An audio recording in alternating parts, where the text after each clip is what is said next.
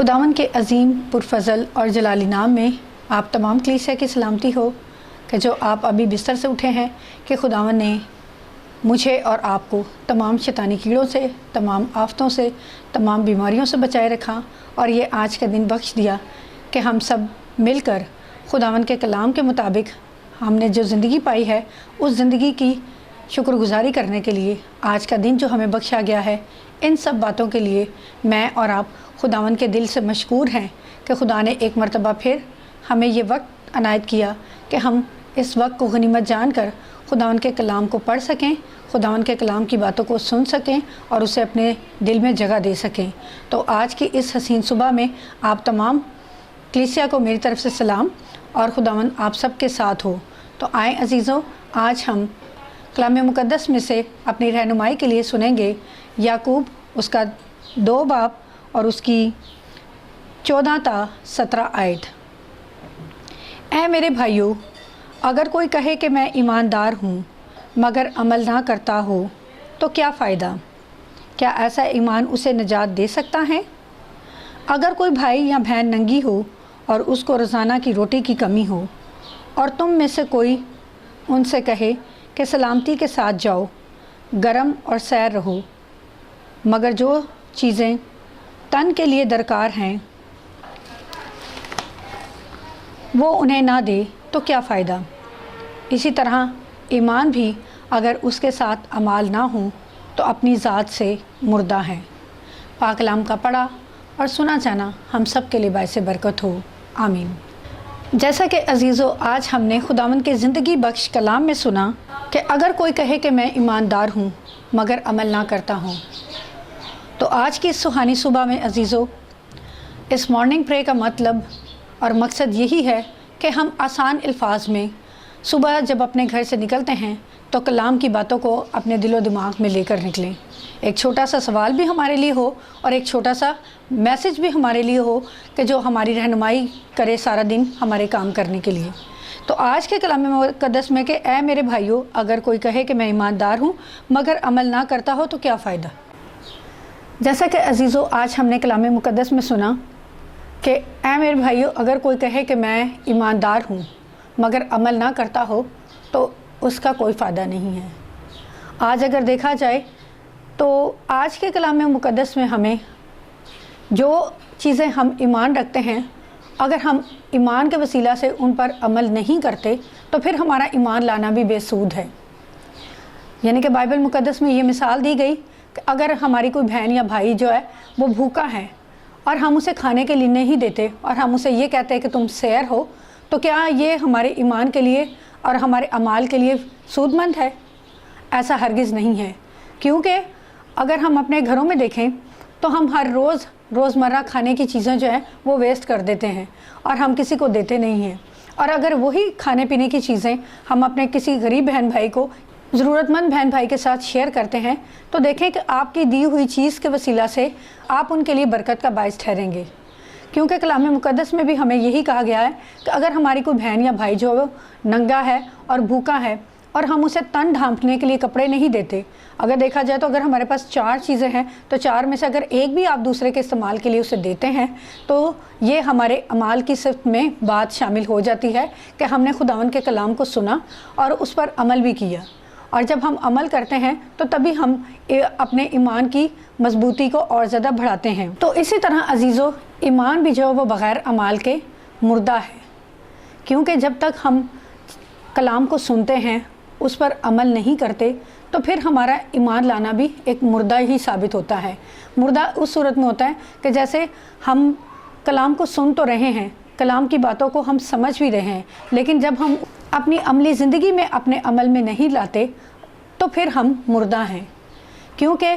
कलाम मुक़द्दस में बारहा ईमान की मुख्तलिफ़ किस्म की मिसालें हमें दी गई हैं कि हम ईमान के वसीला से ही जो है अपने ईमान में और ज़्यादा मजबूत होते हैं। अगर देखा जाए, क्योंकि कलाम मुक़द्दस में अब्रानियों 12 बाब में ईमान के बारे में हमें तफसीलन बताया गया है कि जब नूह को खुदा ने हुक्म दिया कि तूफ़ान आने वाला है तो नूह ने खुदा के कहने के मुताबिक कश्ती बनाई और उसने अपने ख़ानदान को क्या कर लिया था? बचा लिया था। तो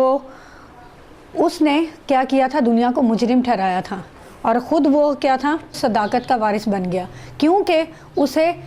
پورا ایمان تھا اور یقین تھا، اور اس نے اپنے عمل سے، یعنی کہ جو اس وقت کے لوگ تھے وہ دیکھتے تھے کہ یہ شخص شاید پاگل ہو گیا ہے، کہ یہ نہ کوئی میਂہ برس رہا ہے، نہ کوئی بادل ہے، کچھ بھی نہیں ہے، اور یہ شخص کیا کر رہا ہے، کشتی بنا رہا ہے۔ لیکن اس نے کیا کیا تھا، خدا کے بتائے ہوئے پلان کے مطابق کشتی کو تیار کیا، تاکہ جب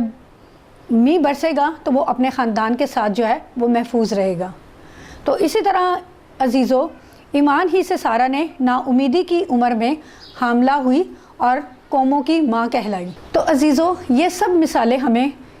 کلام مقدس میں سے ملتی ہیں جو کہ ہمارے ایمان کو اور زیادہ مضبوط کرتی ہیں۔ اگر دیکھا جائے تو ابراہیم کا ایک ہی بیٹا تھا، لیکن خدا نے اسے کہا کہ تو اپنے سب سے زیادہ جو عزیز چیز ہے اسے قربان کر دے۔ ابراہیم کا خدا پر اتنا ایمان تھا کہ وہ اسے پتہ تھا کہ اس کا خدا جو ہے اسے ایمان کی کسوٹی میں تولنا چاہتا ہے، پرکھنا چاہتا ہے۔ تو اس نے کیا کیا کہ اپنے اکلوتے بیٹے کو بھی قربان کرنے سے دریغ نہ کیا۔ تو یہ عزیزوں ہمارے لیے ایمان کی مثالیں ہیں اور اعمال کی مثالیں ہیں کہ جن سے ہمیں اپنے ایمان کو اور زیادہ مضبوط کرنے میں تقویت ملتی ہے۔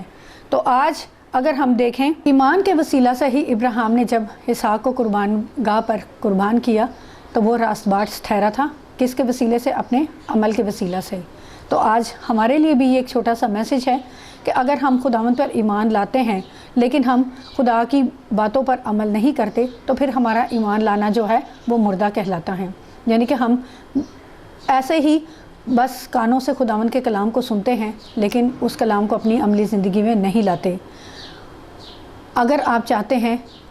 کہ آپ ایمان میں ثابت قدم رہیں تو اس کے لیے ضروری ہے کہ ہم اپنے اعمال سے وہ تمام کام جو ہے وہ کر کے دکھائیں۔ اگر خدا نے آپ کو وسائل عنایت کی ہیں تو ان وسائل کو دوسروں کے ساتھ بانٹنا سیکھیں، کیونکہ ایمان جو ہے وہ عمل کے بغیر جو ہے وہ بے فائدہ ہے۔ کیونکہ اگر ہم ایمان لاتے ہیں اور عمل نہیں کرتے تو پھر ہمارا ایمان لانا بھی بیکار ہے۔ تو آج کے کلام کے وسیلہ سے خداوند ہمیں اپنے کلام پر غور کرنے کا فضل بخشے اور ہمیں جو کچھ بھی خدا نے ہمیں وسائل عنایت کیے ہیں ان وسائل کو دوسروں کے ساتھ بانٹیں تاکہ ہم عملی طور پر دوسروں کے لیے نیک نمونہ بن سکیں۔ جب ہم ایمان رکھتے ہیں اور ایمان کے وسیلہ سے ان چیزوں کو جب ہم عمل میں لاتے ہیں تو تبھی ہم ایماندار کہلاتے ہیں، اور اگر ہم صرف منہ سے اقرار کرتے ہیں کہ ہم ایماندار ہیں اور ہم ان چیزوں پر عمل نہیں کرتے تو پھر ہمارا ایمان لانا بے فائدہ ہے۔ تو خداوند آج کے کلام کے وسیلہ سے ہم سب کو بڑی برکت دے کہ ہم صرف باتوں سے ہی خداوند کا اقرار کرنے والا نہ بنے، بلکہ ہم اپنے اعمال سے، اپنے چال چلن سے جو ہے وہ دوسروں پر یہ ظاہر کریں کہ اگر ہم ایمان لاتے ہیں تو پھر اعمال کے وسیلے سے ہم اس پر مضبوطی سے عمل پیرا ہیں۔ تو خداوند آج کے کلام کے وسیلہ سے آپ سب کو بڑی عقل اور دانائی بخشے کہ آپ اسی طرح خداوند کے کلام کو سنتے رہیں، کلام کی باتوں کو پڑھتے رہیں، دیکھتے رہیں اور ایمان میں مضبوط ہوتے رہیں، اور اپنے عمل سے دوسرے لوگوں پر یہ ظاہر کریں کہ واقعی آپ خداوند کی بیٹیاں اور بیٹے ہیں۔ خداوند آج کے کلام کے وسیلہ سے آپ سب کو بڑی برکت دے، آمین۔ جیسا کہ عزیزو آج ہم نے کلام مقدس میں سے ایمان اور اعمال کے متعلق پڑھا، تو خداوند میں دعا التجا کرتی ہوں جتنی کلیسیا اس وقت مجھے دیکھ رہی ہے کہ خداوند آپ سب کو ایمان کے وسیلہ سے ان تمام باتوں پر عمل کرنے کا فضل بخشے۔ آج میں خاص دعا التجا کرتی ہوں انکل یونس کے گھرانے کے لیے جو کہ نواز موڑ سے ہیں،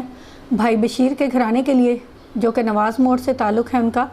کہ خداوند ان گھرانوں کو بڑی برکت دے۔ اور میں دعا التجا کرتی ہوں بھائی شریف کے لیے اور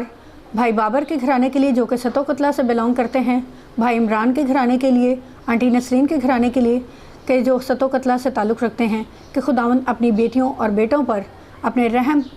اور اپنا فضل جو ہے ہمیشہ رکھے، تاکہ اسی طرح وہ خداوند پر ایمان رکھتے رہیں اور اپنے وسائل کو خداوند کے نام کے لیے استعمال کرتے رہیں۔ آئیں عزیزو آج کے کلام کے لیے ہم دعا کریں گے۔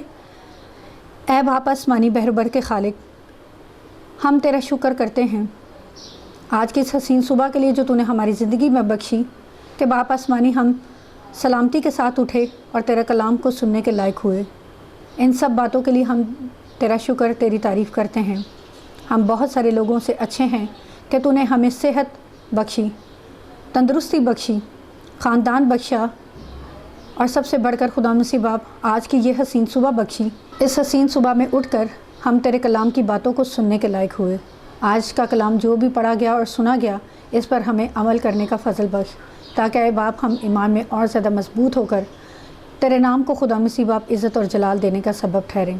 دعا التجا کرتی ہوں جتنے لوگوں نے پرے کے لیے کہا ہے اور جو لوگ اس وقت مجھے دیکھ رہے ہیں، باپ آسمانی ایک ایک جان کو چھونا اور بلیس کرنا۔